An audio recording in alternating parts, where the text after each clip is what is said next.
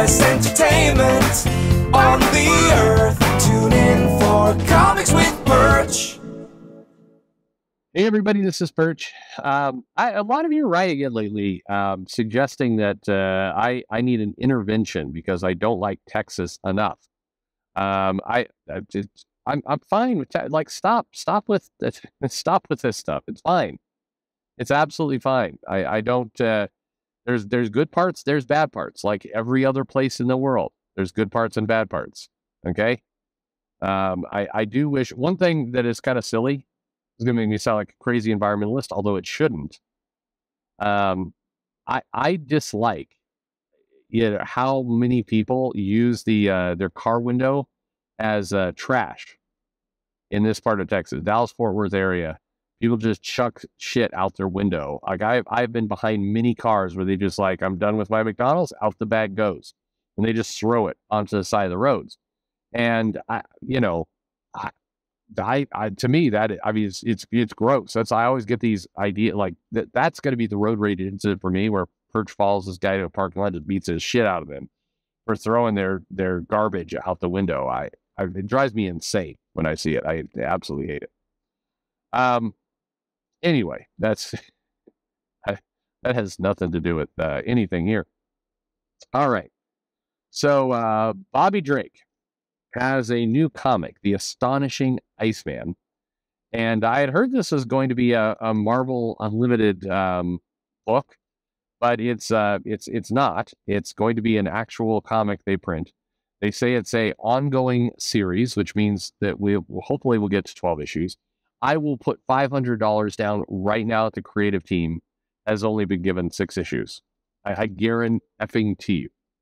Now, what's enjoyable about this is Iceman's getting a new ongoing series, and I can't wait for Cena Grace to lose his shit about the comic and how crappy it is. I just can't wait.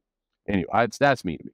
Anyway, The Astonishing Iceman will be written by Steve Orlando with art from Vincenzo Caratu. I'm sure that's a horrible butchering last name, so I apologize.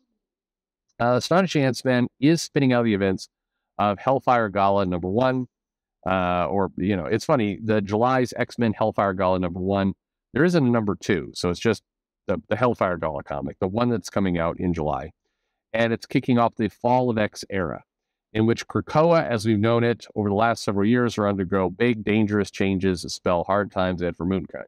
It sounds like they're losing their island, because the different series, Dark X-Men, is going to be taking place. The team is based out of Limbo. I wonder if Marvel realizes they did that before with the whole Inhumans, where the Terrigen Mists, the X-Men were living in Limbo. But anyway, the X-Men are living in Limbo again as part of Dark X-Men. And the X-Men Realm of X, or whatever, that's taking place during the 9 realms. So it's off Earth. And then Iceman talks about being kind of not on Krakoa. So anyway, it feels, he's living in an Antarctic ice palace. So basically he's gone full Elsa and he's living up there. But it sounds like Krakoa is getting exploded or something that's happening. But anyway, it sounds like that's coming to an end, Fall of X, where they're torching all the green, they're losing their who knows what's going on there. But anyway, I would imagine Fall of X, they lose Krakoa and they lose their resurrection abilities, or some kind of gigantic mess.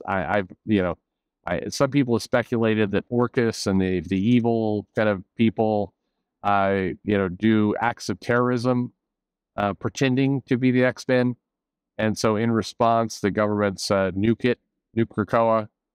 Who knows? But anyway, Iceman has a new series. Now, Iceman has had a comic before. Obviously, everybody knows the Cena Grace version. They've also had 2 former Iceman limited series during his time. The challenge with Iceman is that he doesn't sell. And so we're going to be trying it again this time. But anyway, we'll read the synopsis from Steve Orlando. It says, after the events of this year's Can't Miss Hellfire Gala, disagree, Bobby Drake, a.k.a. Iceman, thanks for that, sets his sight on heroic deeds like never before. But as a new situation develops that links Iceman to his Antarctic ice palace, he'll have to be slicker than ever to accomplish his mission before Orcus knows what hit them. See the Omega level mutant as you've never seen him before. A new saga that will push Iceman to the limits of his powers and beyond, plus Ultra. They don't say that last part. Steve Orlando promises that Fall of X will mean big changes and big challenges for Iceman as he engages the anti-mutant group Orcus in his own special mission. Have I not been saying that my next Marvel project was cool as hell? I don't know, Steve.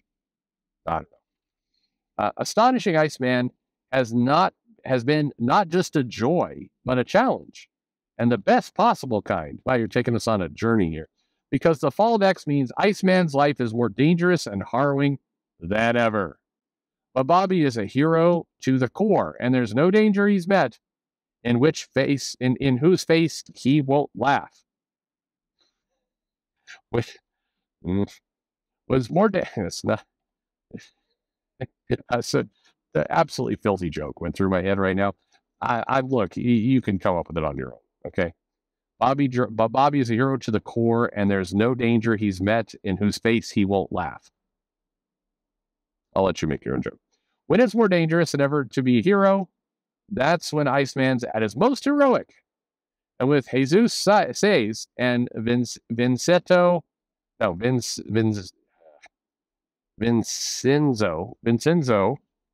Caratu.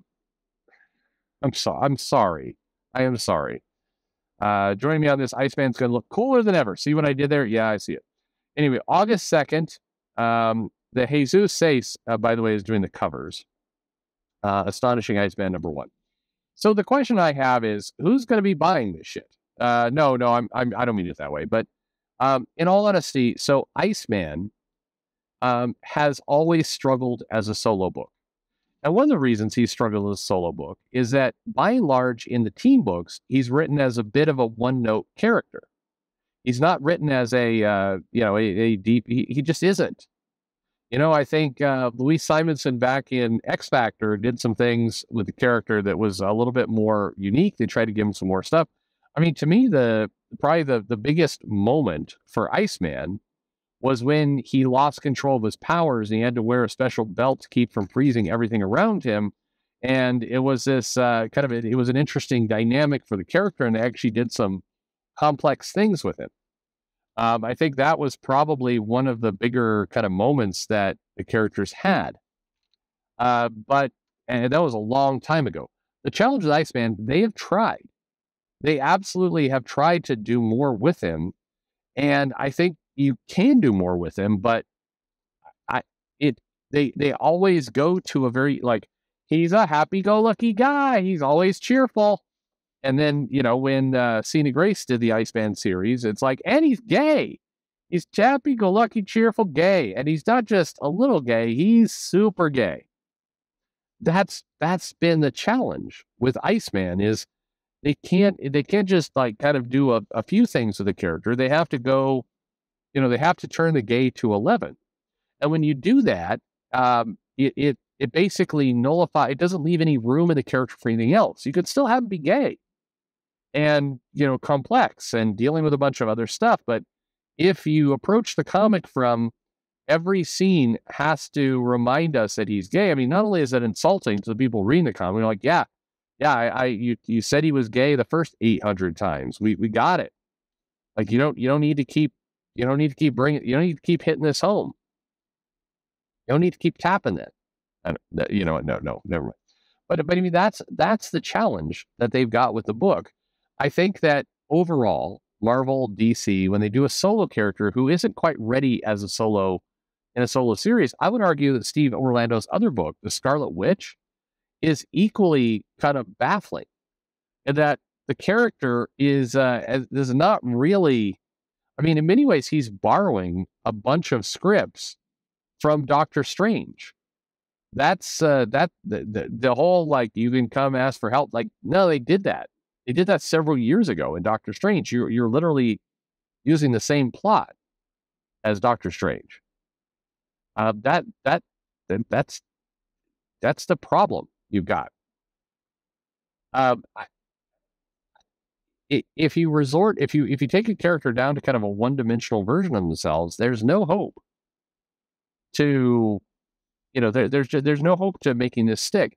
I don't believe Iceman is going to work as a solo book. I say that because this will be take 4, and they haven't made it work. Now, maybe Steve Orlando's cracked the magic code to make Iceman a comic that can actually sell an ongoing and hold it, but I have my doubts. It would be I would be quite surprised if he could make this work. More power to him if he can. I wish you the best. But that is the challenge we have in this book. I don't know. To me, I know you hear me on this channel bitch about too many limited series, and that definitely is a problem. Always doing stuff in little 4-issue bits. Okay, well now we're doing an ongoing series, you dumbass hypocrite Perch. Why don't you like this? The problem is that I would have liked to see the character get built up as something compelling in the comic first. But we had a pretty lackluster Jerry Duggan run in Marauders, and then we had an even more lackluster, blink if you miss it kind of run in X-Men. And what's the springboard for this character to be popular and for people to care? I don't think one exists. That's the challenge. You've got to give people a reason to be clamoring and demanding that this comic occurs, right? Otherwise, it doesn't matter. And by the way, you can make this character could be straight as could be, and it still wouldn't work. And I say that because for 2 of the series, he was straight, and neither one of them sold well. So that's the problem. Iceman doesn't sell well, straight or gay. This isn't he's gay, you can't do a gay comic. No, you can do a gay comic all you want. It just doesn't work. It doesn't work when he's straight. Doesn't work when he's gay. Good luck. Are you buying it? Let me know in the comments below. Thanks for listening.